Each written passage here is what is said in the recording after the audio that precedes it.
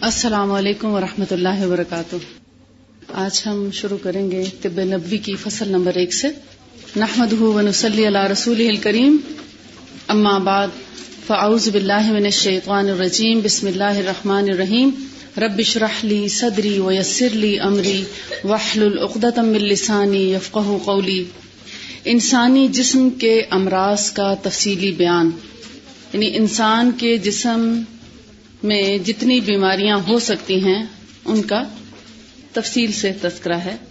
کہا جاتا ہے کہ جسم انسانی میں 2 طرح کے مرض پائے جاتے ہیں، جیسا کہ قرآن پاک میں ارشاد ہوتا ہے، لیس علی الاعمی حرج ولا علی الاعرج حرج ولا علی المریض حرج، کہ اندھے پر کسی قسم کی ادائیگی فرض ہونے کی ذمہ داری نہیں ہے۔ اسی طرح ٹانگوں سے محروم پر، یعنی جو چلنے سے محروم ہو یا معذور ہو، اس پر ذمہ داری نہیں، اور بیمار پر بھی کوئی ذمہ داری نہیں۔ اب اس میں 3 باتیں ہیں۔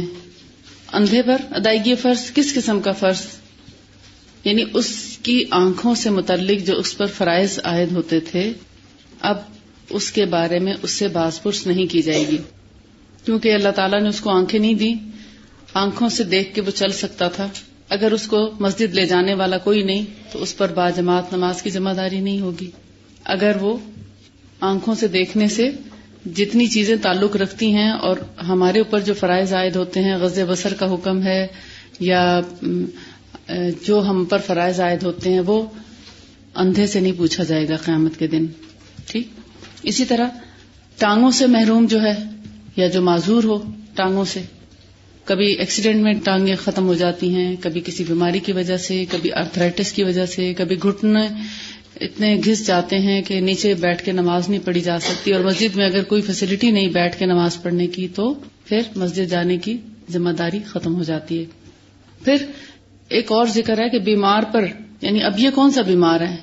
یعنی کوئی بھی ایسی بیماری ہو جس میں انسان معذور ہو جائے یا ڈپینڈ کرنے لگے دوسروں پر، تو اس پر بھی اب ہو سکتا ہے کچھ لوگ سائیکولوجیکلی اتنے بیمار ہو جاتے ہیں، ڈپریشن کے مریض ہوتے ہیں، یا ہوش و حواس نہیں رکھتے، یا یادداشت اتنی کمزور ہو جاتی ہے کہ وہ راستہ بھول جاتے ہیں، تو پھر وہ باجماعت نماز پڑھنے پر ان پر کوئی فرض عائد نہیں ہوتا، وہ گھر پہ بھی نماز پڑھ سکتے ہیں۔ اور بعض لوگ ایسے بھی ہوتے ہیں گھر میں بھی نماز پڑھ رہے ہوتے ہیں تو رکعتیں بھول جاتے ہیں، تو پھر ایسے میں کیا ہے، یا تو نماز دوبارہ پڑھ لی جائے، اور اگر ایک رکعت کا کوئی یقین نہیں رہا کہ کم ہے یا زیادہ ہے تو اس میں سجدہ سہو کر لیا جائے۔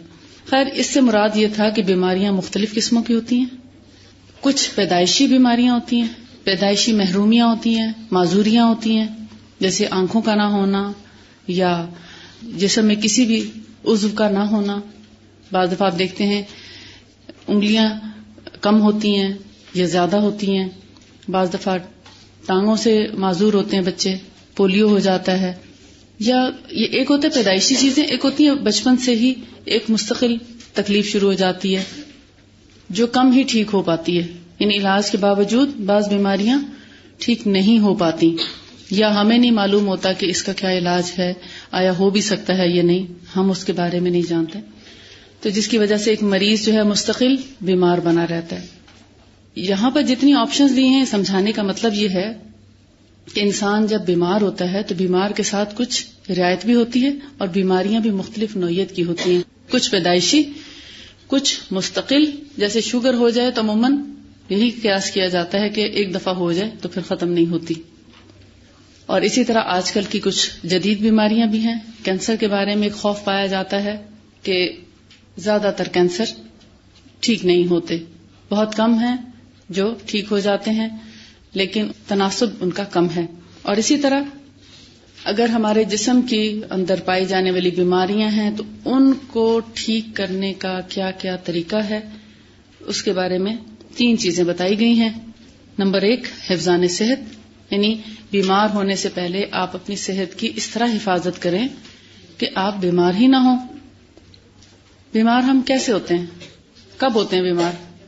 جب ہم کیئرلیس ہو جاتے ہیں۔ سردی آئی ہے تو سردی کے مطابق کپڑوں کا اہتمام نہ کریں، اپنی خوراک کا اہتمام نہ کریں، سوتے وقت بستر کا اہتمام نہ کریں، اور نہاتے وقت گرم پانی کا اہتمام نہ کریں۔ عموماً ایسے ہی بیمار ہوتے ہیں نا، یا باہر نکلتے وقت اپنے آپ کو پوری طرح کور نہ کریں موسم کے مناسبت سے. ایسا نہیں کہ ابھی معمولی سی ٹھنڈی ہوا چلی اور آپ نے ڈھیر سارے کپڑے پہن لیے، اتنا پسینہ آیا کہ ذرا سا کپڑا ہٹانے پہ ہوا لگی اور آپ اچھے بھلے موسم میں بھی بیمار ہو گئے. تو ہمیشہ گریجولی اپنے کپڑے جو ہیں ان کو گرم کرتے جائیں. جیسے جیسے ٹیمپریچر ڈاؤن ہوتا جاتا ہے اس حساب سے اپنے جو اڑنے کے لیے یا پہننے کے لیے کپڑوں کا استعمال ہے اس کا سلیکشن آپ خود کریں گے. جیسے شروع میں آپ دیکھتے ہیں ہم صرف پنکھے بند کرتے ہیں، لیکن کھڑکیاں دروازے عموماً کھلے رہتے ہیں. پھر آہستہ آہستہ 1 مہینے کے بعد ایسا موسم آتا ہے کہ آپ آہستہ آہستہ دروازے بھی بند کرنا شروع کر دیتے ہیں. پھر ایک وقت آتا ہے کہ آپ اب اپنے جو کپڑے لان کے تھے وہ کاٹن کے ہو جاتے ہیں یا لینن کے ہو جاتے ہیں، اور پھر اس پر اکتفا نہیں کیا جاتا. جب دسمبر جنوری آتا ہے تو پھر شالز اور سویٹرز بھی آ جاتے ہیں، ساکس بھی پہنی جاتی ہیں. تو جیسے جیسے پھر موسم گرم ہونا شروع ہوتا ہے تو آہستہ آہستہ چیزیں کم ہونا شروع ہو جاتی ہیں. یہ ہے بیمار ہونے سے پہلے اپنی حفاظت کرنا. اسی طرح کھانا ایک مناسب مقدار میں کھانا، بہت پیٹ بھر کر نہ کھانا یا ایک ہی وقت میں بہت سی چیزوں کا اکٹھا نہ کرنا. بھوک رکھ کے کھانا، تھوڑی مقدار میں کھانا، مناسب وقت پہ کھانا، اور کھانے کے بعد پھر دوبارہ نہ کھا لینا. یہ ایک صحت مندی کی طرف پہلا قدم ہے کہ آپ کھانا کھائیں تو کھانا کھاتے وقت اس چیز کا خیال رکھیں کہ کھانا بہت پیٹ بھر کے نہ کھائیں، اور کھانا کھا لیے تو ابھی تھوڑی دیر بعد کوئی اور کچھ کھا رہا ہے تو پھر اس کے ساتھ مت کھانا شروع ہو جائیں. کیوں؟ اب آپ کھا چکے. کھانے پہ کھانا اب آگے جا کے آپ پڑھیں گے بیماری کو دعوت دینا ہے. تو لہٰذا کھانا ہم کس لیے کھاتے ہیں؟ بھوک مٹانے کے لیے، اپنے جسم کو انرجی پہنچانے کے لیے. لیکن اسی کھانے کو جب آپ دوبارہ کھا لیں گے، مثلا آپ اپنا کھانا کھا چکے تھے، آپ کے گھر میں مہمان آ گئے، آپ نے ان کے آگے کھانا رکھا، انہوں نے کہا آپ بھی کھائیں، تو آپ پھر کھانے بیٹھ گئے. کھانا تو وہ ہے جو آپ اپنے اندر انرجی پیدا کرنے کے لیے، اپنی بھوک مٹانے کے لیے، اپنے جسم کی قوت کو بحال کرنے کے لیے کھا رہے ہیں. مگر وہی کھانا جب آپ جلدی دوبارہ کھا لیں گے تو کیا ہوگا؟ بیمار ہو جائیں گے. ہو سکتا ہے ڈائریا ہو جائے، ہو سکتا ہے گیسٹرک پرابلم ہو جائے، ہو سکتا ہے وامٹس آ جائیں، ہو سکتا ہے پیٹ میں درد ہو جائے، کولک پین ہو جائے. تو اس کھانے کا پھر آپ کو فائدہ نہیں ہوگا. مناسب وقت پہ کھانا ایک مناسب طریقہ ہے. لیکن اگر کھانا بہت پیٹ بھر کے کھا لیں گے تو آپ صحیح طرح ہضم نہیں کر سکیں گے. وہ کھانا آپ پہ بوجھ بن جائے گا. اس کھانے کے بعد آپ کو نیند آئے گی، آپ پڑھ نہیں سکیں گے، آپ تھکے تھکے محسوس کریں گے. لیکن آپ جتنا کم کھائیں گے، کم کھانے سے بھی یہ مراد نہیں ہے کہ آپ صرف 2 بائٹ لیں اور چھوڑ دیں اور فاقوں پہ آ جائیں. ہر انسان کی بھوک کی اور کھانے کے جو مقدار ہے اس کا ریشو فرق ہوتا ہے. کسی کے 2 نوالے کم ہوں گے، کسی کے 2 زیادہ ہوں گے. کوئی ایک ہی چپاتی پہ بہت اچھے طریقے سے مینج کرتا ہے. کچھ لوگ ایسے بھی ہیں جو ایک بھی پوری نہیں کھاتے ایک وقت میں، اور کچھ ایسے ہیں جو 1.5 کھاتے ہیں اور کچھ 2 بھی کھا لیتے ہیں جبکہ وہ زیادہ ہے. اور کچھ لوگ 3 ٹائم کھاتے ہیں، اور کچھ لوگ پھر ان ڈیوریشنز کے دوران بھی چائے، جوس، پانی تو خیر حرج نہیں، آپ جتنا بھی دن میں پئیں، جتنی آپ کو پیاس ہے ضرور پینا چاہیے. پیاس سے کم بھی نہیں پینا چاہیے اور پیاس سے بہت زیادہ بھی نہیں پینا چاہیے. ہائیڈرو تھراپی اس وقت ٹریٹمنٹ چلا ہوا ہے، لیکن اس کے کچھ سائیڈ ایفیکٹس بھی ہیں. اس وقت جب آپ خالی پیٹ 4 سے 8 گلاس پی جاتے ہیں اور اس سے پہلے کچھ بھی نہیں لیتے، اگر آپ شہد کا 1 گھونٹ پی لیں اس سے پہلے، اور پھر آپ جتنا پانی پینا چاہیں یا آپ کی طلب ہے اس سے اگر 1 گلاس زیادہ بھی پی لیں تو آپ کو وہ پانی کچھ تکلیف نہیں پہنچائے گا. لیکن اگر شہد پیے بغیر آپ نے صرف پانی پیا تو آپ کے جسم کے اندر کے جو منرلز ہیں یا وٹامنز ہیں وہ یورین کے ذریعے آپ کے ویسٹ ہونا شروع ہو جائیں گے، اور پھر آپ کو تھوڑے دنوں میں ویکنس کا احساس ہوگا. دردیں تو ہو سکتا ہے کم ہو جائیں، مگر آپ کی کڈنیز کے اوپر لوڈ پڑے گا. کسی بھی جسم کے حصے پر ایسا لوڈ نہ ڈالیں کہ وہ تھک کے فیلئر کی طرف جانا شروع ہو جائے. اگرچہ یہ علاج نوجوانی میں تو کامیاب ہے مگر بڑھاپے میں کامیاب نہیں ہے. ہر علاج کے لیے دیکھنا پڑتا ہے کہ یہ کس عمر کے مریضوں کے لیے اور کس قسم کے مریضوں کے لیے فائدہ مند ہے. ہر شخص ہائیڈرو تھراپی نہیں کرا سکتا کیونکہ ہر شخص کے گردے اتنے ایکٹیو نہیں ہوں گے کہ وہ اس پانی کو ریگولیٹ کریں اور یورین جو ہے آتا رہے اور آپ اس کو مینج کر سکیں، سب نہیں کر پائیں گے. اس لیے علاج کو اپنانے کے لیے یا علاج کی طرف جاتے وقت بھی احتیاط سے کام لیں. یہ بھی حفظان صحت کے اصولوں کی طرف ایک قدم ہے. یعنی حفظان صحت کے جو اصول ہیں اس میں نہ صرف یہ کہ آپ بیمار ہونے سے پہلے حفاظتی تدابیر کریں، بلکہ علاج کے لیے بھی اگر آپ جانا چاہتے ہیں تو اس میں بھی آپ محتاط رہیں کہ آپ کو کون سا طریقہ علاج جو ہے وہ سوٹ کرے گا. اب نمبر 2 جو ہے مرض اور اذیت کا تدارک. مرض یعنی بیماری اور اذیت کوئی بھی تکلیف. بیماری آپ سمجھتے ہیں نا، جیسے بیماریوں کے نام ہیں ٹائیفائڈ، نمونیا، چیچک، کھانسی، نزلہ، بخار، ہیپیٹائٹس، بیماریوں کے نام ہیں. اور ایک ہے اذیت. اذیت ہوتا ہے کچھ نہ کچھ تکلیف کا ہونا، جیسے آپ بیٹھے بیٹھے تھک جاتے ہیں، ٹانگوں میں، کمر میں تکلیف ہو سکتی ہے، سر میں درد ہو جاتا ہے، تھکاوٹ، فٹیک، یہ اذیت ہے نا. چھوٹی چھوٹی چیزیں جو انسان کو بودر کرتی رہتی ہیں. یا آپ کو ہو سکتا ہے گھر کی طرف سے کوئی ٹینشن ہو کہ گھر جا کے مجھے یہ اور یہ کرنا ہے، اب میں کیسے مینج کروں گی، وہ سٹریس. ایک ہے پراپر بیمار ہونا، اتنا بیمار ہونا کہ آپ کو بستر پہ جانا پڑے، آپ یہاں نہ آ سکیں. اور ایک ہے ہلکی پھلکی تکلیف کے ساتھ آپ یہاں پہنچ ہی جاتے ہیں. تھوڑا بہت جسم میں درد ہوتا ہے، تھوڑا بہت نزلہ ہے، تھوڑا بہت جسم میں درد یا تھکاوٹ یا سر میں درد، لیکن اس کے باوجود آپ آ جاتے ہیں کہ یہ میں مینج کر لوں گی. اب بیمار جب ہو جائیں تو کیا کرنا چاہیے؟ بیماری کا علاج کرنا چاہیے. بھوک بھی ایک اذیت ہے، پیاس بھی اذیت ہے. آپ کو باتھ روم جانا ہے، وہ آپ کے لیے اذیت ہے. آپ کو سٹول آیا ہے، حاجت ہے، تو آپ کے لیے اذیت ہے. کہ آپ نہیں جا رہے تو اذیت ہے. گیسز فیل کر رہے ہیں، گیدرنگ میں آپ ریلیز نہیں کر پاتے تو ایک اذیت ہوتی ہے. ٹھیک ہے، ان اذیتوں کا تدارک کرنا ہے، دور کرنا. تدارک کرنے سے مراد ہے اس کو دور کرنا، جسم کی ضرورت کو پورا کر دینا. کیونکہ اگر ہم ان ضروریات کو پورا نہیں کریں گے تو پھر واقعی بیمار بھی ہو سکتے ہیں. آگے ہم انشاءاللہ اس کو ڈیٹیل میں پڑھتے ہیں. پھر ہے نمبر 3 مواد فاسدہ، یعنی ایسا مواد جس سے بیماریاں پیدا ہوتی ہیں، ان کو انسانی جسم سے باہر نکال پھینکنا. جیسے بوائلز بن جاتے ہیں، پس والے پھوڑے، پھنسیاں، یا گندے مادے اور کون سے ہو سکتے ہیں. مثلا نوزیا ہو رہا ہے، وامٹ آ رہی، مگر آپ کرنا نہیں چاہ رہے، اس کو یعنی روکنے کی کوشش کریں، نہیں، اس کو نکال دیں، وامٹ کر دیں. اور اگر یورین آیا ہے تو جا کے کریں، سٹول آیا کر دیں. اسی طرح جسم سے پسینہ ایک مناسب مقدار میں خارج ہونا چاہیے. وہ سردیوں میں بھی ہونا چاہیے، وہ گرمیوں میں بھی ہونا چاہیے. اگر سردیوں میں آپ کو پسینہ کسی بھی وقت نہیں آتا تو پھر آپ کسی نہ کسی بیماری میں مبتلا ہو سکتے ہیں. لہٰذا جسم کو اتنا ضرور گرمائیں سردیوں میں بھی کہ وہ پسینے سے ایک تھوڑا بہت شرابور ضرور ہو جائے. یعنی اتنی ایکسرسائز، اتنی واک یا اتنا کام کسی نہ کسی ایک وقت پر بھی، کم از کم ایک وقت پر بھی آپ کو پسینہ ضرور آ جانا چاہیے. تبھی جسم کا حق ادا ہوتا ہے اور جسم صحت مند رہتا ہے.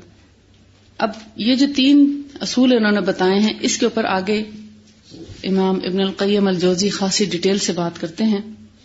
اور اس سے پہلے سورہ البقرہ کی 83 آیت میں بتاتے ہیں فَمَنْ كَانَ مِنْكُمْ مَرِيضًا أَوْ عَلَى سَفَرٍ فَعِدَّةٌ مِنْ أَيَّامٍ أُخَرَ، کہ اللہ تعالیٰ نے بیمار کو سہولت دی ہے کہ اگر وہ بیمار ہو تو روزہ، یا سفر پر ہو تو روزہ دوسرے دنوں میں ملتوی کر دے یا مؤخر کر دے.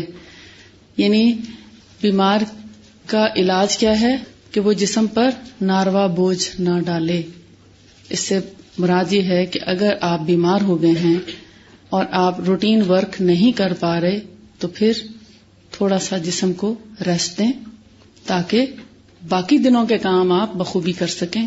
کیونکہ بیماری کی حالت میں جب انسان اپنے جسم پر ترس نہیں کھاتا، ہر وقت تو ترس نہیں کھانا چاہیے نا. ہاں اگر بیمار ہیں، تکلیف ہے، تو پھر جسم کو اتنی سہولت دیں کہ وہ جلدی ٹھیک ہو جائے. اللہ تعالیٰ نے روزے میں بیمار کو اور مسافر کو سہولت کیوں دی؟ آپ دیکھتے ہیں جب آپ سفر پہ جاتے ہیں تو بھوک زیادہ لگتی ہے مسلسل اگر آپ سفر کر رہے ہیں، یہاں سے آپ ملتان جا رہے ہیں یا لاہور جا رہے ہیں گاڑی میں، آپ کا خواہ دل چاہتا ہے کچھ نہ کچھ چکھنے کو، حالانکہ روٹین میں آپ یہاں سارا دن بیٹھے رہتے ہیں، شاید ایک بائٹ بھی نہیں لیتے، یا تھوڑی سی بریک جب ہو تو تھوڑا بہت کچھ چکھ لیں، یا شاید پانی پینے سے بھی آپ مطمئن ہو جاتے ہوں. لیکن جب کسی بس یا کار یا گاڑی میں یا ٹرین میں آپ سفر کر رہے ہیں تو مسلسل وہ ہلتی رہتی ہے نا، اس سے کھانا جلدی ڈائجسٹ ہو جاتا ہے اور دل چاہتا ہے کچھ چکھ لیں، یعنی بے شک بھاری چیز نہ ہو لیکن سنیک ہلکا پھلکا لینے کو دل چاہتا ہے. لیکن اگر آپ روزے سے ہوں تو پھر دل چاہے گا اور آپ کھا نہیں سکیں گے، تو ہو سکتا ہے اس کی وجہ سے سر میں درد ہو جائے یا سر بوجھل ہو جائے یا کوئی اور تکلیف آپ محسوس کریں. تو اللہ تعالیٰ نے بیمار اور مسافر کو اسی وجہ سے اجازت دی کہ بیمار ایک وقت میں پیٹ بھر کے یا مطمئن ہو کے کھانا نہیں کھا سکتا، تھوڑا تھوڑا چکھتا ہے، بار بار لیتا ہے، اور یعنی اس کو ایک وقت میں آپ کھانا دیں تو ہو سکتا ہے 2 سے 4 بائٹ لے اور چھوڑ دیں، پھر تھوڑی دیر بعد بھوک لگے گی، کچھ نہ کچھ دینا پڑتا ہے. لہذا معافی ہے. وہ حکمت یہ ہے کہ اگر آپ بیماری محسوس کر رہے ہیں اور روزہ چھوڑ کر اپنی دوا اور غذا اور صحت کا خیال کرتے ہیں تو کیا ہوگا، ہو سکتا ہے ایک ہی روزہ چھٹے اور باقی سارے روزے آپ بہت اچھے طریقے سے رکھ پائیں. لیکن وہ ایک روزہ جو آپ نے سوچا کہ نہیں میں ٹھیک ہو جاؤں گی اور میں روزہ رکھتی جاتی ہوں، خود ہی ٹھیک ہو جائے گا، یا میں دوا سحری اور افطاری میں لے لیتی ہوں اور میں روزہ نہیں چھوڑتی، تو کیا ہوتا ہے بعض اوقات باقی سارے روزے بھی آپ کے اسی میں خرچ ہو جاتے ہیں اس ایک دن کی لاپرواہی کی وجہ سے. اگر اس نیت سے آپ روزہ چھوڑیں کہ میں اس لیے روزہ چھوڑ رہی ہوں کہ آج میں اپنا بھرپور خیال رکھوں تاکہ میں باقی جو 20-25 دن کے روزے ہیں وہ صحیح طریقے سے رکھ پاؤں، تو وہ روزہ چھوڑنا آپ کے لیے برا نہیں ہے، وہ فائدہ مند ہے، کیونکہ آپ نے اپنی صحت کی حفاظت وقت پہ کر لی. اسی اصول کو مد نظر رکھتے ہوئے رائٹر نے آگے یہ 10 چیزیں بیان کی ہیں. اگر ان میں آپ دیکھیں، احتباس، اس میں کہتے ہیں کہ جن چیزوں سے احتباس اور استفراغ، احتباس کہتے ہیں حبس سے ہے، احتباس ہے بے سین، حبس، جیسے جولائی اگست میں حبس ہو جاتی ہے نا، وہ کیا ہوتا ہے، ہوا رک جاتی ہے تو ہم کہتے ہیں حبس ہو گئی. یا دروازے آپ بند کر دیں تو کہتے ہیں نہیں اندر بڑی حبس ہے.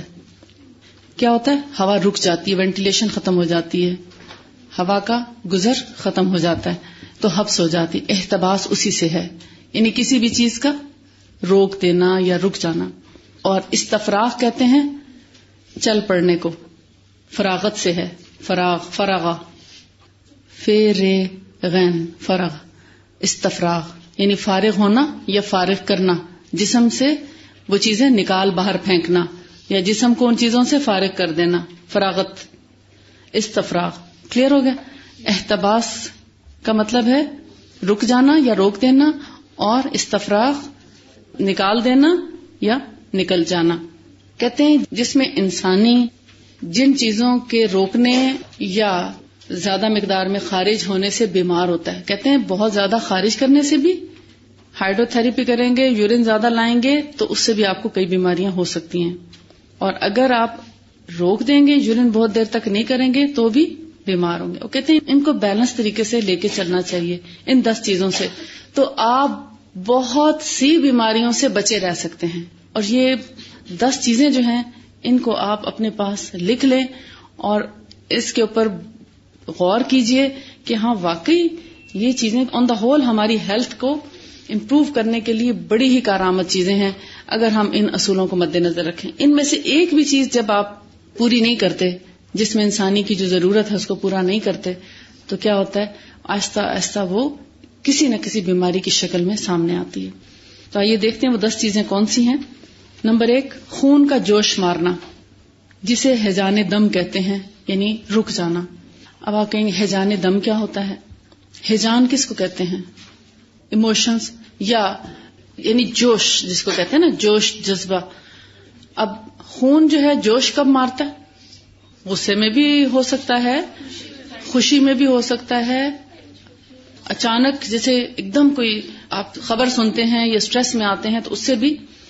اور بعض اوقات ایکسیڈنٹ ہوتا ہے تو اس میں ایک تو خوف ہوتا ہے، اور دوسرا جب وہ خون چلتا ہوا انسان دیکھتا ہے تو اس سے بعض اوقات روڈ ایکسیڈنٹ میں یا کسی بھی ایسی انجری میں، ٹراما میں، جب بلیڈنگ بھی ساتھ ساتھ ہوتی ہے اور بعض دفعہ بلیڈنگ نہیں ہوتی، چوٹ لگتی ہے اور انٹرنل بلیڈنگ ہو جاتی ہے، تو یعنی مختلف کیفیات ہیں خون کے جوش مارنے میں. اس میں ہائی بلڈ پریشر بھی آ جاتا ہے، اس میں ٹراما، انجری. اس میں اگر انٹرنل بلیڈنگ ہے تو کیا ہوگا، اندر ہی اندر خون چلنا تو چاہتا ہے لیکن وہ چوٹ لگنے کی وجہ سے جو نیل پڑتا ہے نا، خون جم جاتا ہے. اب وہ پیچھے سے بلڈ تو پریشر مار رہا ہے، جانا چاہ رہا ہے رگوں میں، دوڑنا چاہ رہا ہے، مگر آگے جمود ہو گیا، جم گیا خون، وہ آگے نہیں جانے دے رہا. اسی طرح کولیسٹرول جب زیادہ ہو جاتا ہے اور ٹرائیکلیسرائڈز جب بلڈ کے اندر زیادہ ہو جاتے ہیں، یوں سمجھ لیں کہ جب خون میں چربی زیادہ ہو جاتی ہے تو کیا ہوتا ہے، وہ آہستہ آہستہ ہماری رگوں میں جمنا شروع ہو جاتی ہے اور پھر آخر کار وہ دل کے جو والو ہیں ان میں بلاکیج ہونا شروع ہو جاتی ہے. جب ہارٹ کے والوز بلاک ہو جاتے ہیں تو کیا ہوتا ہے، اب خون تو اسی طرح ہارٹ پمپ کرنا چاہ رہا ہے مگر اس کو اسپیس نہیں مل رہی، اس کو پمپ کرنے کی جگہ نہیں مل رہی، تو کیا ہوتا ہے اور سٹریس بڑھتا ہے اور ہائی بلڈ پریشر ہوتا ہے، یعنی بلڈ پریشر جو ہے وہ ہائی ہونا شروع ہو جاتا ہے. اور اسی طرح آپ سینٹیمنٹل ہوتے ہیں مگر اپنے جذبات کا اظہار نہیں کرتے. غصہ آیا تو ہمیں حکم ہے پی جائیں، لیکن مومن کا غصے کو ایک جائز جگہ پر نکالنے کی بڑی اچھی اجازت ہے. یعنی جہاد کے موقع پر ہر چھوٹی موٹی بات پر غصہ کرنا نازیبا قرار دیا گیا، کیونکہ اس سے آپ دیکھیں ہمارے جو لیونگ ہے وہ بڑی افیکٹ ہوتی ہے، ہمارے گھر کا ماحول بہت متاثر ہوتا ہے، ہمارے رشتہ داریاں، ہمارے تعلقات متاثر ہو جاتے ہیں. جو جتنی غصے والی طبیعت کا مالک ہوتا ہے اس کے اتنے دوست کم ہوتے ہیں، اور جو جتنا محبت کرنے والا، حلیم طبع، نرم مزاج ہوگا اتنے ہی اس کے دوست احباب زیادہ ہوں گے. جتنی زبان میٹھی ہو، شیرینی ہو زبان میں، اتنے احباب زیادہ. اور غریب وہ نہیں ہے جس کے پاس مال و دولت نہیں ہے، بلکہ غریب وہ ہوتا ہے جس کا کوئی دوست نہ ہو. اب خون کا جو جوش مارنا ہے، دیکھیں محبت کے اظہار کے لیے آپ کو کسی نہ کسی انسان ہی کے ضرورت ہوتی ہے. اس میں ماں باپ، بہن بھائی، میاں بیوی، اولاد، تو ان سب رشتوں سے آپ کیا کرتے ہیں، محبت کا سلوک کرتے ہیں. اب جب آپ کے جذبات متاثر ہونے لگتے ہیں تو کیا ہوتا ہے، آپ بریکس لگاتے ہیں، ہر جذبے پہ آپ بریک لگاتے ہیں. بہت دیر تک جب شادی نہیں ہوتی تو کیا ہوتا ہے، اپنے آپ کو انسان ایک پاکیزگی کی حالت میں روکے رکھتا ہے، جبکہ حکم کیا ہے کہ بالغ ہونے کے بعد جلدی شادی کر دینی چاہیے. لیکن ہم اب ان چیزوں کو آکورڈ سمجھنے لگے، اور مغرب نے چونکہ اس کو بہت اچھالا کہ یہاں بہت ینگ ایج میں شادیاں کر دیتے ہیں جو کہ مناسب نہیں ہے، جبکہ اپنے ہاں 6 سال کے بعد بچوں کو سیکشول انٹرکورس کی ٹریننگ دینا شروع کر دیتے ہیں، باقاعدہ پڑھایا جاتا ہے وہاں پر. اور چھوٹے چھوٹے بچے جو ہیں وہ میاں بیوی کے تعلقات سے بہت اچھی طرح باخبر ہوتے ہیں اور ان کو پریکٹس بھی کرنا شروع کر دیتے ہیں. وہاں ان کو کچھ پابندی نہیں ہوتی. لیکن ہمارے ہاں ایک جائز دائرے کے اندر اگر بلوغت کے بعد نکاح کا حکم دیا گیا تو اس کو وہ برا سمجھتے ہیں، کیونکہ بیسیکلی وہ ایک خاندانی نظام کو توڑنے کی کوشش ہے. ہمیں یہ سوچنا چاہیے کہ ہمیں جو اجازت دی ہے بلوغت کے فوراً بعد تو وہ کیوں ہے، یا اس کو پسندیدہ کیوں قرار دیا گیا، تاکہ معاشرہ برائیوں سے بچا رہے، کسی کی نظر دوسرے کے اوپر نہ اٹھے. اور پھر غیر شادی شدہ کو پھر بھی تھوڑا سا پیچھے رکھا ہے، جبکہ بیوہ اور رنڈوا کو پہلے، اگر کوئی بیوہ یا رنڈوا ہے تو اس کی شادی کماری سے بھی پہلے کی جائے، کیونکہ وہ پریکٹس میں تھا یا تھی، تو اس کو پہلے سے اس کی کوئی نہ کوئی یعنی کہ شادی کا بندوبست کرنا چاہیے. جبکہ ہمارے ہاں اگر ایک دفعہ کسی کی ڈیتھ ہو جائے یا طلاق ہو جائے تو دوبارہ اس سے کوئی شادی نہیں کرتا، یعنی ایک معیوب چیز سمجھی جاتی ہے، جبکہ ایسا اسلام میں تو نہیں ہے. ہم کیوں پھر معیوب سمجھیں؟ اور آگے اگر دوسرا آپ پڑھیں، یعنی پہلا ہے نا خون کا جوش مارنا، جسے ہیجان دم کہتے ہیں، رک جانا، یعنی اس سے بہت سی بیماریاں پیدا ہوتی ہیں انسانی جسم میں. لہذا چاہے وہ جوش جذبات کا ہے، چاہے وہ خون کا ہے، بلڈ سرکولیشن کا ہے، یا بلڈ کسی نہ کسی وجہ سے اگر بلاک ہو رہا ہے تو اس کو سرکولیٹ کرنے کی کوشش کی جائے. اچھا، اس میں ایک اور چیز بھی رہ جاتی ہے، ہم دوسرے پہ تب جاتے ہیں. جیسے بعض اوقات کچھ لوگوں کے پاؤں بہت ٹھنڈے رہتے ہیں. آپ میں سے کتنے لوگوں کے پاؤں زیادہ ٹھنڈے رہتے ہیں؟ تقریباً آدھی کلاس کے ہوں گے. یہ دیکھ لیجئے آپ ریشو، یعنی کچھ لوگوں کے پاؤں زیادہ ٹھنڈے رہتے ہیں اور کچھ لوگوں کے پاؤں سردیوں میں بھی جلتے ہیں. ہیں کچھ لوگ ایسے جن کے پاؤں کی جلن ہوتی، ساکس نہیں پہن سکتے. کتنے لوگ ہیں؟ کچھ لوگ ایسے ہوتے ہیں جو سر سے پاؤں تک ٹھنڈے رہتے ہیں. ایسے بھی ہیں کچھ. اتنے ہی جن کے پاؤں میں جلن ہے اسی حساب سے تناسب ان لوگوں کا بھی ہوگا جو سر سے ٹوپی نہیں اتار سکتے سردیوں میں، بلکہ گرمیوں میں بھی ان کا دل چاہتا ہے سر کو ڈھک کے ہی رکھیں، اور جب تک سر پہ ٹوپی یا کوئی موٹی چیز نہ لپیٹ لیں وہ سو نہیں سکتے. اور اسی طرح کچھ لوگ ایسے ہیں ان کے سر پہ تو پسینہ آتا ہے مگر پاؤں ٹھنڈے رہتے ہیں. یہ سر گرم رہتا ہے، ایسے لگتا ہے جیسے سرکولیشن صرف اوپر ہی ہے بلڈ کی، لیکن پاؤں تک نہیں جاتی. تو یہ کیا بیسیکلی بلڈ سرکولیشن باڈی کے اندر درست نہیں ہوتی. اس کو ریگولیٹ اگر ہم کر لیں تو ہم سر درد سے بچ سکتے ہیں، ہائی بلڈ پریشر سے بچ سکتے ہیں، سٹریس سے بچ سکتے ہیں، اور بہت سے ایسے پرابلمز ہیں. جیسے جب خون کا جوش اوپر کی طرف ہی رہے گا تو کچھ لوگوں کو اس کو کہتے ہیں روزیشیا، فیس بہت زیادہ ریڈ ہو جاتا ہے. ایک بیماری ہے، چیکس بہت ریڈ ہو جاتے ہیں اس کے ساتھ، یا فیس بہت بلش کرنے لگتا ہے حد سے زیادہ، یا آئیز کا پرابلم ہو سکتا ہے، آنکھوں میں ڈورے نظر آنے لگتے ہیں کیونکہ پریشر زیادہ تر اپر سائڈ پہ ہے. اسی طرح کانوں میں سائیں یا ٹینائٹس ہو جاتا ہے، شور آنا شروع ہو جاتا ہے، یا سور تھروٹ یا ٹونسلائٹس زیادہ ہونے لگتا ہے. مطلب جب آپ کی سرکولیشن ٹھیک نہیں تو سر درد تو چھوڑیں، اب تو ہوگا لازمی، چکر بھی آ سکتے ہیں اور گلے میں تکلیف ہو سکتی ہے، کوئی بھی ایسی پرابلم ہو سکتی ہے. لیکن جب بلڈ باڈی کے اندر پورے صحیح طریقے سے سرکولیٹ کر رہا ہے تو ہم بہت سی بیماریوں سے آٹومیٹیکلی بچے رہ سکتے ہیں. اب ہے جوش منی یا ہیجان منی جو غلط انداز سے اخراج پر مجبور کرے. اللہ تعالیٰ نے عورت اور مرد کے اندر جو جذبات رکھے ہیں، اشتہا جس کو بولتے ہیں، جنسی خواہش جس کی انتہا پر پانی کا اخراج ہوتا ہے، مرد اور عورت دونوں میں.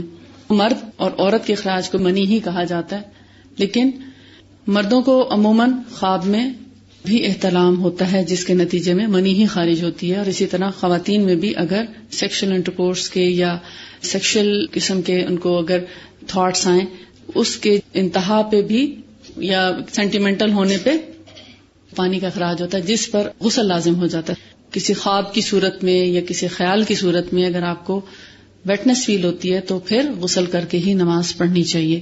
عورتوں میں کم لیکن مردوں میں زیادہ پایا جاتا ہے، لیکن کبھی کبھار عورتوں میں بھی یعنی بہت کم ہوتا ہے، لیکن کچھ خواتین میں بھی یہ زیادہ ہو سکتا ہے. یہ ایک ایسا جذبہ ہے جو فطرت نے رکھا ہے ہر انسان کے اندر، مگر اس کو صحیح ڈائریکشن نہیں ملتی. ہمارے معاشرے میں بھی اب پاسبلٹیز کم ہو گئی ہیں کیونکہ ہم وقت پہ شادی نہیں کرتے. بیٹوں کی شادی ہم اس لیے نہیں کرتے کہ اب وہ پڑھیں گے، پڑھ کے جب کمانا شروع کریں گے پھر اتنا کما لیں گے کہ اپنی شادی کے اخراجات اپنا گھر چلا سکیں، تو پھر ان کی شادی کی جاتی. اتنے میں وہ آدھے بوڑھے ہو چکے ہوتے ہیں. وہ 30 سے 35 سال کی عمر میں اب شادیاں ہو رہی ہیں موسٹلی. جب 30 سے 35 سال کی عمر میں شادی ہوگی تو باقی زندگی کتنی ہے انسان کی؟ یعنی گویا آدھی سے زیادہ عمر اس نے کمار پنے میں گزار دی. اب وہ کمار پنے میں جب گزارتا ہے ایک مرد اپنی زندگی تو کیا ہوتا ہے؟ جوش منی جو ایک بلوغت کے ساتھ ایک چیز شروع ہو گئی ہے اس کا یا تو ویسٹ ہوتی رہے گی. اب اس ویسٹ ہونے سے بھی مردوں میں بہت سے خواتین میں بھی پرابلمز آ جاتے ہیں. پہلے تو فزیکل پرابلم ہوتے ہیں، پھر آہستہ آہستہ سائیکولوجیکل پرابلم ہو جاتے ہیں، اور اس کا اینڈ ریزلٹ کیا ہوتا ہے کہ وہ بالکل بیکار ہو جاتے ہیں. ان میں وہ جو خواہش ہے وہ تقریباً ختم ہو جاتی ہے. لہذا وقت پہ شادی کرنا اور اس اخراج کو مناسب انداز میں خارج کرنا ہی صحت مندی ہے. بہرحال جوش منی، ہیجان منی جو غلط انداز سے اخراج کو مجبور کرے، یعنی اگر تو آپ شادی کا بندوبست کر دیتے ہیں، نکاح کا بندوبست کر دیتے ہیں تو کیا ہے؟ یہ صحیح طریقہ ہے اس منی کو خارج کرنے کا. اور نکاح کے علاوہ جتنے طریقے ہیں وہ سب غلط ہیں، حرام ہیں. اسلام نے اس پر پوری طرح بین لگایا ہے اور اس کی قطعاً اجازت نہیں دی. ہاں خواب میں اگر ہو جاتا ہے اس پہ انسان کا کنٹرول نہیں ہے، لیکن اگر آپ کے دن بھر کے خیالات پاکیزہ ہیں تو خواب میں بھی نہیں آتا. لیکن اگر دن میں دماغ اسی طرف گھومتا رہے تب آپ کو ایسی چیزیں خواب میں آتی ہیں. اگر آپ کا دھیان اللہ کی طرف ہے، اپنی ذمہ داریاں ادا کرنے کی طرف ہے، تو بعض اوقات ایک سال بھی گزر جاتا ہے اس طرف خیال نہیں آتا. لیکن کچھ لوگوں کے اندر قدرتی طور پر ان جذبات کا غلبہ ہوتا ہے، تو ایسے لوگوں کی شادی جلدی کر دینی چاہیے. اب بعض اوقات رشتہ ہوتا ہے اور مرد جو ہے وہ صحیح مرد نہیں ہوتا یا نامرد ہوتا ہے، یا اس کی جو ڈیزائرز ہیں وہ ختم ہو چکی ہوتی ہیں، تو ایسے میں اسلام نے اجازت دی ہے کہ ایک عورت کے اندر اگر ایسے جذبات زیادہ ہیں تو وہ اس سے طلاق لے کر کہیں اور شادی کر سکتی ہے، یا گھر والے اس کی شادی کروا سکتے ہیں، نکاح کرا سکتے ہیں. ابن القیم الجوزی کہہ رہے ہیں کہ جوش منی اور ہیجان منی جو غلط انداز پر مجبور کرتی ہے، اس سے معاشرے میں زنا، فساد، قتل و غارت بڑھ جاتی ہے. اور اگر ہم اس کو ایک جائز انداز کے اندر رکھیں تو پھر یہ چیز جو بہت سے سٹریس، ڈپریشن اور بیماریوں کی وجہ بنتی ہے، یہ وجہ ختم ہو جائے. پھر ہے پیشاب کی شدت، یعنی پیشاب اگر آ رہا ہے تو آپ اس کو بیٹھے روکے رہیں کہ نہیں، جب بریک کا وقت آئے گا تبھی میں پاس کرنے کے لیے جاؤں. تو آپ کو چاہیے کہ کلاس شروع ہونے سے پہلے آپ فارغ ہو کے بیٹھیں. اگر آپ کو جلدی حاجت ہو جاتی ہے تو پھر آپ کو یورین پہلے کر کے پھر کلاس میں آنا چاہیے تاکہ آپ بریک تک اس کو ہولڈ کر سکیں. لیکن اگر آپ کو سردی کی وجہ سے یا کسی بھی وجہ سے، یا آپ جوس ایسا پی آئے ہیں کہ اس کے بعد آپ کو بار بار یورین آ رہا ہے، تو پھر آپ چلے جائیں اجازت لے کے، کیونکہ یورین کو بہت دیر تک ہولڈ کرنے سے بہت سی بیماریاں شروع ہو جاتی ہیں. اس میں سب سے پہلی جو ہے وہ ہے یورین پہ کنٹرول نہ رہنا. یعنی پھر آپ کو تھوڑا سا بھی یورین آتا ہے تو بلیڈر ایسے لگتا ہے کہ بس اب شاید پھٹ جائے گا، اور آپ کو جلدی جا کے یورین پاس کرنا چاہیے، ورنہ یورین لیک ہونا شروع ہو جاتا ہے، کیونکہ ہولڈ ختم ہو گیا نا. اسفنکٹر لوز ہو جاتا ہے جو یورین کو ہولڈ کر کے رکھتا ہے. آہستہ آہستہ قطرے گرنا شروع ہو جاتے ہیں، جیسے حاجت ہوتی ہے تو بس آپ ناپاک ہو جاتے ہیں. تو بہتر کیا ہے، مناسب وقت میں یورین کو پاس کریں. مثلا آپ کو کبھی مارکیٹ جانا پڑا ہے، یا جیسے آپ کی کبھی پکنک کا ہوتا ہے پروگرام، یا آپ کسی سفر پہ جاتے ہیں، لمبی فلائٹ ہے، اب آپ کو باتھ روم اچھا نہیں لگتا، کہ آپ کا دل نہیں چاہتا کہ اس ٹوائلٹ کو یوز کیا جائے، تو پھر آپ یورین ہولڈ کیے رکھتے ہیں، اور جب تک سفر ختم ہوتا ہے تو آپ ایک اذیت سے دوچار رہتے ہیں. اور پھر اس کے بعد آپ کو یورین ہولڈ ہی نہیں رہتا. آہستہ آہستہ بلیڈر کو ویک کرتا ہے یورین کا بہت دیر تک ہولڈ کرنا. پھر ہائیڈرونیفروسس، یعنی وہ بیکٹیریل انفیکشن ہونے کا بھی خطرہ ہوتا ہے. پھر پیشاب میں جلن کا مرض بھی اسی سے شروع ہوتا ہے، کیونکہ بعض اوقات کچھ قطرے پیشاب کی نالی میں آ کے رکے رہتے ہیں، آپ پاس آؤٹ نہیں کرتے تو وہ انفیکشن کر دیتے ہیں، کیونکہ ہے تو گندگی، اس کو جسم سے پاک صاف کر دینا چاہیے. اسی طرح پخانے کا زور، یعنی سٹول آیا ہے، آپ کو حاجت ہو رہی ہے کہ آپ کو باتھ روم جانا چاہیے، جا کے پخانا کر دیں. آپ چاہے گھر میں ہیں، کسی کام میں، کبھی دعوت میں لگے ہوتے ہیں، آپ کہتے ہیں اچھا بھی جاتی ہوں، اور آپ نہیں جاتے، اور پھر وہ ایک وقت آتا ہے حاجت رک جاتی ہے. کلاس میں بیٹھے ہیں، کہتے ہیں اچھا یہ لیکچر ختم ہو تو پھر جاؤں، کیونکہ بیسٹ روٹین کیا ہے، صبح صبح یہاں آنے سے پہلے پیٹ صاف ہو جانا چاہیے. اس صاف کرنے کے لیے یہ مراد نہیں کہ اب جا کے آپ زور لگائیں اور پریشر ڈالیں اور فشر ہو جائے اور خدا نخواستہ پائلز ہو جائیں، یا کچھ اور زور لگانے سے بھی ہارٹ پرابلم بھی ہو سکتا ہے. پخانے پہ کبھی زور نہیں لگانا چاہیے، نیچرلی آنا چاہیے. اس پہ زیادہ پش کرنے سے دل کی تکالیف، دل کے امراض شروع ہو سکتے ہیں. وہاں پر اینل فشر ہو سکتا ہے. فشر ہوتا ہے باقاعدہ ایک کٹ آ جاتا ہے، ٹیئر آ جاتا ہے، جس سے پھر بلیڈنگ شروع ہو جاتی ہے. یا بہت زیادہ پش کرنے سے قبض ہو، اور پش کرتے کرتے پائلز ہو جاتی ہیں، بواسیر ہو جاتی ہے. بہت زیادہ پش بھی نہیں کرنا چاہیے، لیکن بہت دیر تک ہولڈ بھی نہیں کرنا چاہیے، کیونکہ زیادہ دیر ہولڈ کرنے سے سٹول ہارڈ ہو جائے گا تو بھی فشر ہوگا. اب ایک دفعہ اگر آپ کو حاجت ہو، آپ نے اپنے آپ کو روک لیا، دوسری دفعہ آپ کو موومنٹس بہت سلو آئیں گی، موومنٹس ہی ختم ہو جاتی ہیں، بال موومنٹس. آپ دیکھتے ہیں جب آپ کو سٹول آتا ہے تو پیٹ میں ہلکا سا مروڑ اٹھتا ہے، دل چاہتا ہے کہ بس جلدی سے جائیں اور فارغ. اس وقت اگر آپ فوراً چلے جائیں تو پیٹ بالکل صاف ہو جاتا ہے، اور اگر تھوڑا سا انتظار کریں تو پیٹ بہت ہی اچھی طریقے سے صاف ہو جائے. لیکن اگر آپ پہلے تو روکے رکھیں اور پھر جائیں تو جلدی سے بس واپس آ جائیں, کھل کے حاجت نہ ہونے دیں. یعنی 1 منٹ میں آپ باتھ روم سے واپس آ جائیں تو کیا ہوگا, آدھا سٹول آپ نے پاس کیا, آدھا آپ ایسے ہی اٹھ کے آ گئے. تو یہ گریجولی قبض بن جاتی ہے, یا پھر پائلز ہو جاتی ہیں, یا پھر گیسٹرک پرابلم شروع ہو جاتی ہے, یا پھر مستقل قبض کا عارضہ شروع ہو جاتا ہے. قبض کی بھی مختلف قسمیں وہ ہم انشاءاللہ قبض کے باب میں پڑھیں گے. اور پھر ہے ہوا کا رک جانا. ہوا کیا ہے؟ ہوا کہتے ہیں گیسز, یعنی آپ جب کھانا کھاتے ہیں تو برب آتا ہے, ڈکار آتا ہے کھانا کھانے کے بعد. چھوٹے بچے کو بھی دودھ پلاتے ہیں تو ڈکار دے کے اس کو لٹاتے ہیں. اس سے پہلے اگر لٹا دیں تو وہ الٹی کر دیتا ہے, وامٹ کر دیتا ہے. اور اگر جیسے کھانا ہضم کے دوران پھر کیا ہوتا ہے, آپ کو گیسز ریلیز بھی کرنا پڑتی ہیں, اور اگر آپ ریلیز نہ کریں تو پھر بلوٹڈ فیلنگ ہوگی, پیٹ بھرا بھرا سا, پیٹ بڑھ جائے گا, اور عجیب سا تناؤ فیل ہوگا. اس کے علاوہ اور بھی بہت سے گیسز کی وجہ سے بھی بلڈ پریشر ہوتا ہے.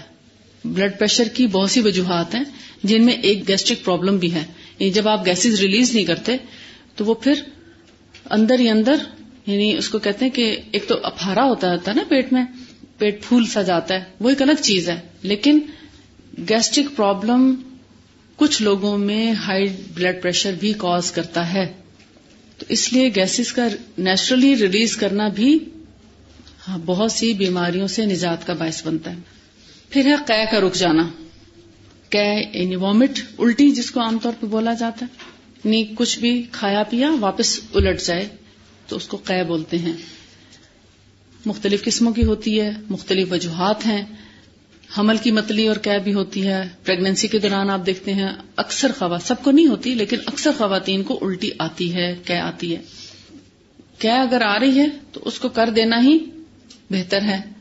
لیکن اگر بہت زیادہ قے آ رہی ہے, بار بار ہر چیز کھائی پی نکل رہی ہے, تو پھر کیا, اس کو کنٹرول بھی کرنا چاہیے. لیکن اگر ہلکی پھلکی قے آ جاتی ہے, یا بعض بیماریاں ایسی ہیں جن میں قے کرنے کی ضرورت پیش آتی ہے. مثال کے طور پر کوئی بچے یا بڑے زہریلی چیز کھا گئے, پتہ نہیں چلا, تو پھر کیا ہے, ایسے کو قے کرا دینا چاہیے. یعنی بعض اوقات قے کی ضرورت بھی پیش آتی ہے قے کرانے کی. کچھ غلط کھا جانا, یا باسی کھا جانا, یا بہت زیادہ کھا جانا, یا زہریلی چیز کا اندر چلا جانا, تو ایسے میں یعنی معدے کو واش کرنے کے لیے وامٹ بھی کرائی جا سکتی ہے, اور وامٹ سے بھی علاج کیا جاتا ہے. بعض اوقات گرمی کے موسم میں حکیم جو ہیں وہ خاص طور پر بھی قے کرواتے ہیں. تو یعنی اگر کوئی دوا ایسی زیادہ کھا لی گئی, جیسے بعض اوقات غلطی سے دوا کوئی زیادہ کھا جاتا ہے, جیسے بوڑھے لوگ ہیں ان کو یاد نہیں رہتا کہ میں نے 1 گولی کھائی ہے یا 2 کھائی ہیں, یہ کھا چکا ہوں تو یہ دوبارہ کھا لیتے ہیں.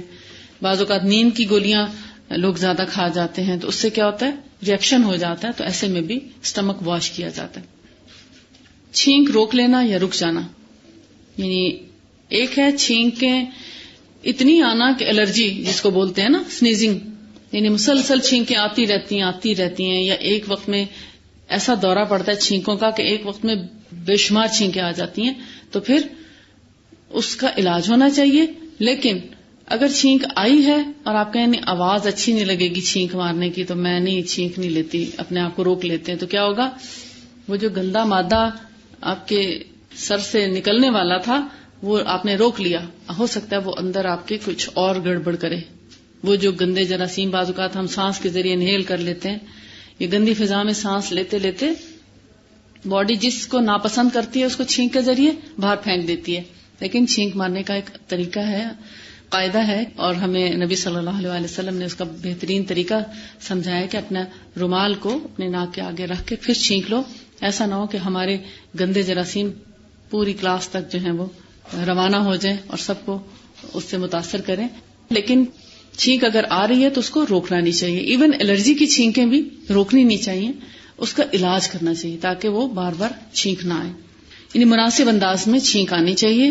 نیچرلی اگر کبھی کبھار چھینک آتی ہے تو اس کو روکنا نہیں چاہیے, اس سے بھی سر میں درد یا کوئی اور ایسے پرابلمز ہو سکتے ہیں. پھر ہے نیند کی شدت میں اس کو اچاٹ کر دینا. نیند بہت زیادہ آ رہی ہے تو آپ سو نہیں رہے. اس کا یہ مطلب نہیں کہ آپ کلاس میں آ کے نیند آ رہی تو سو جائیں. اس کا یہ مطلب ہے کہ رات میں اگر آپ کو 9 بجے نیند آ رہی ہے تو آپ 9 بجے ہی سو جائیں. اگر آپ کا کوئی کام رکھا بھی ہے تو کوئی بات نہیں, اس کو اس طریقے سے تھوڑا سا مینج کر لیں کہ آپ اس کو صبح میں پورا کر سکیں, صبح جلدی اٹھ جائیں. اور اگر رات کو آپ کو 9 بجے نیند آنا شروع ہوئی اور آپ 12 بجے سوئے تو آپ کیا صبح سیٹسفیکشن ہوگی آپ کو نیند سے؟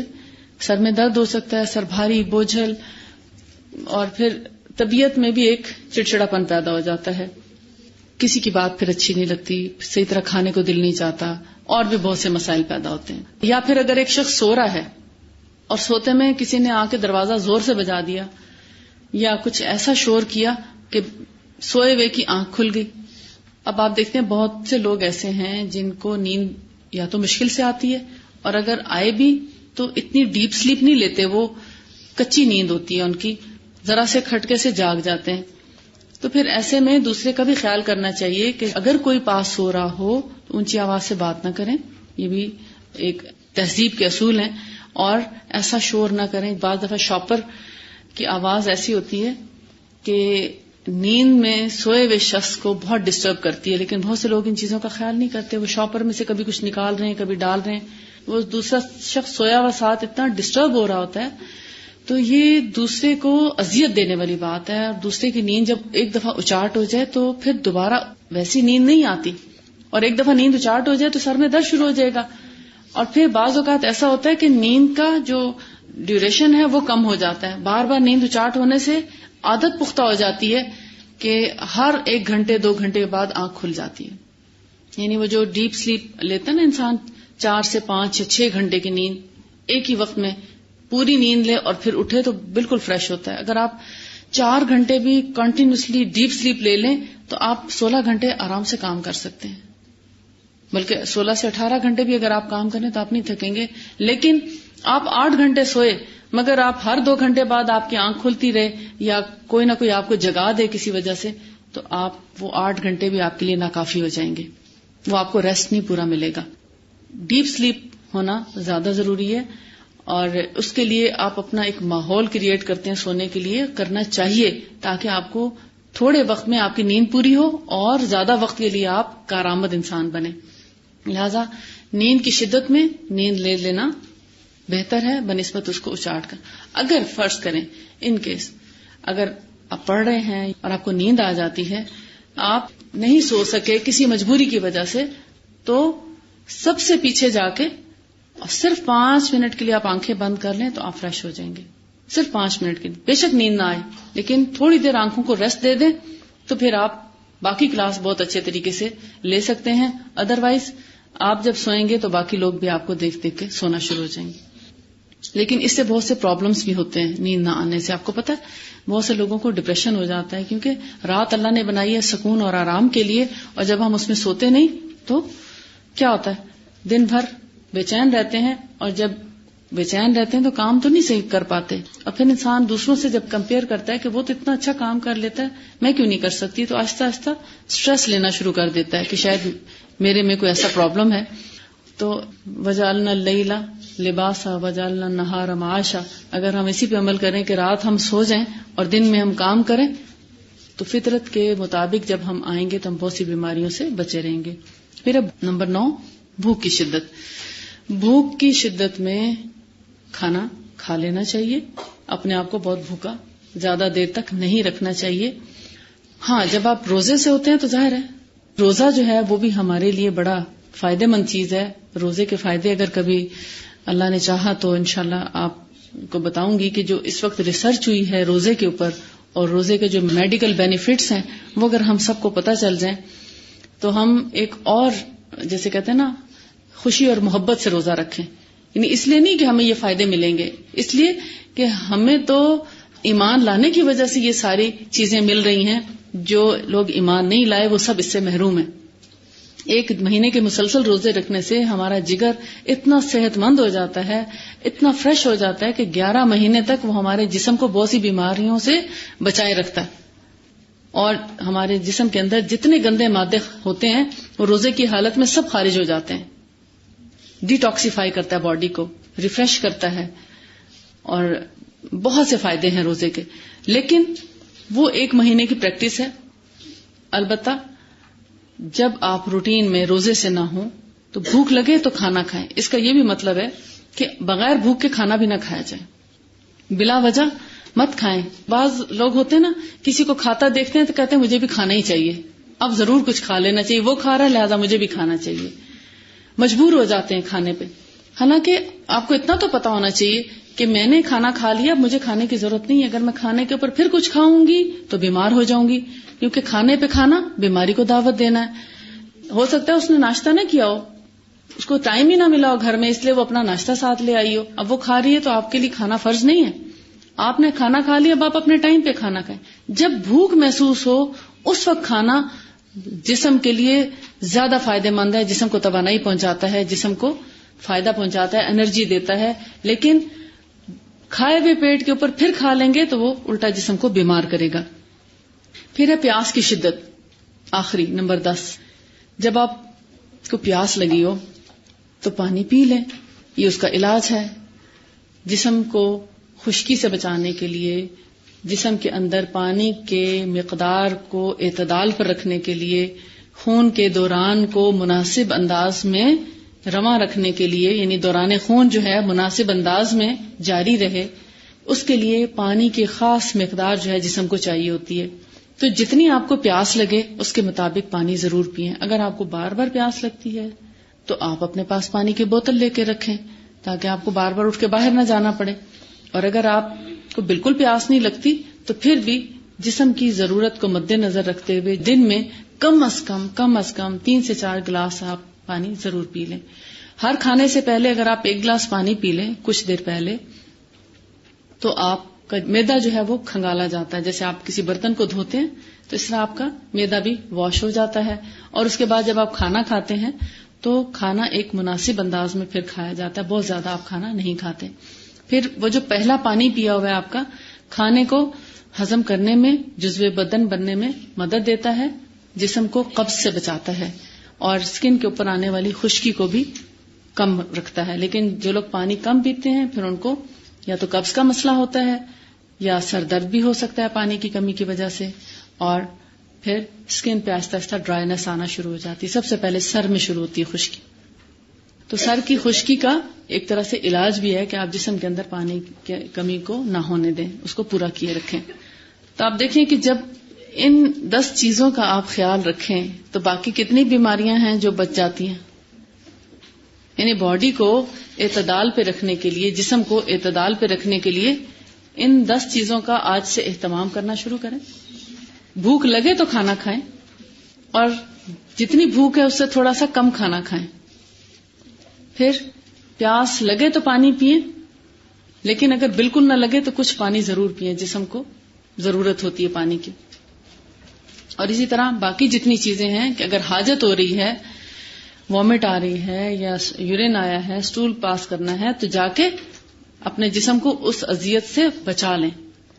ادروائز ان سب چیزوں کے روک دینے سے یا ان کو مجبور کرنے سے کیا ہوگا, بیماریاں پیدا ہوں گی, اور یہ بیماریاں آگے چل کر پھر بڑی بڑی بیماریاں بن جاتی ہیں. آج آپ آدھے حکیم تو بن گئے ہوں گے انشاءاللہ, کیونکہ جتنی چیزیں آپ نے آج پڑھ لی ہیں شاید اس پر آپ نے پہلے کبھی اس طرح غور نہ کیا ہو. کیونکہ بھوک تو سب کو لگتی ہے, جو بھی انسان پیدا ہوتا ہے بچے بھی کو بھی اس کو بھی ضرورت ہوتی ہے, بھوک لگتی ہے, تبھی وہ کھانا بھی سیکھ لیتا ہے, دودھ پینا سیکھ لیتا ہے. اور اگر ہم ان چیزوں کا خیال نہ رکھیں تو پھر آہستہ آہستہ بیماریاں ہمارے قریب آنے لگتی ہیں. باقی رہ جاتا ہے دل کا علاج. دل کی بیماریاں جو ہم نے کل پڑھی تھی, شک و شبہ کی بیماری اور شہوت کی بیماری, تو اس کا علاج سب سے بڑا سورس قرآن اور سنت ہے, حدیث پاک. 26 پیج پہ رائٹر کہتے ہیں کہ رہ گیا دل کا علاج تو اس کا حق انبیاء اور رسول علیہ السلام کے لیے ہی تسلیم شدہ ہے. یعنی اللہ کے نبی جو آئے ہیں وہی دلوں کا علاج کرتے رہے سب سے بہتر, اور انہی سے اس کا علاج سب سے زیادہ ممکن ہے. اس لیے کہ دلوں کی صحت اور اصلاح تو یہی ہے کہ وہ اپنے پروردگار کو پہچاننے والے ہوں اور اپنے پیدا کرنے والے کو پہچانتے ہوں, اس کے نام اور اس کی صفات اور اس کے کاموں اور اس کے احکام سے پوری طرح واقف ہوں, اور اللہ تعالیٰ کی خوشنودی اور اس کی پسندیدگی کی جانب ان کا رخ ہو. یعنی اللہ کی رضا کی خاطر کام کرنے والے ہوں, اللہ کی خاطر بہت سی چیزوں سے رکنے والے ہوں، اور اس کی مناہی یعنی اس نے جن باتوں سے روکا ہے اور غصے کی باتوں سے پرہیز کرنے والے ہوں. ایسی بات بھی نہ کریں جس سے دوسرے کو غصہ آئے، اور نہ دوسروں کی باتوں سے خود مشتعل ہو کر غصہ آنے دیں، اس لیے کہ دل کی صحت اور اس کی زندگی ان چیزوں کی رعایت کیے بغیر ممکن ہی نہیں. یعنی روحانی بیماریاں یا ایسی بیماریاں جو جسمانی نہ ہوں وہ غم، غصہ، خوف سے پیدا ہوتی ہیں. لہذا غم، غصہ، خوف پیدا ہونے سے اپنے آپ کو بچانے کی کوشش کریں. اور ان تمام بیماریوں کے علاج کا جو حصول ہے وہ انبیاء علیہ السلام کے ذریعے ہی ہے. لہذا جو اللہ کے نبی کی اطاعت کرے گا اس کی صحت سب سے زیادہ اچھی ہوگی. لہذا دل کی زندگی جو ہے وہ قرآن اور سنت کے مطابق عمل پر ہے. اگر قرآن دل میں نہیں ہے تو وہ دل مردہ ہے، اور قرآن ایک ایسی روشنی ہے، ایک ایسا نور ہے جو ہمیں صحت مندی کی طرف لے کر آتا ہے. یعنی ہمیں راستہ دکھاتا ہے صحت مندی کا، نہ صرف یہ کہ روحانی طور پر بلکہ جسمانی طور پر بھی. آج سے جو آپ نے 10 چیزیں آج پڑھی ہیں ان پر عمل کرنا شروع کریں. اپنے جسم کو ان تکالیف سے بچائیں جو آج تک آپ اس کو پہنچاتے آئے ہیں. وآخر دعوانا ان الحمد للہ رب العالمین. سبحانک اللہم و بحمدک، نشہد ان لا الہ الا انت، نستغفرک و نتوب الیک. السلام علیکم ورحمۃ اللہ وبرکاتہ.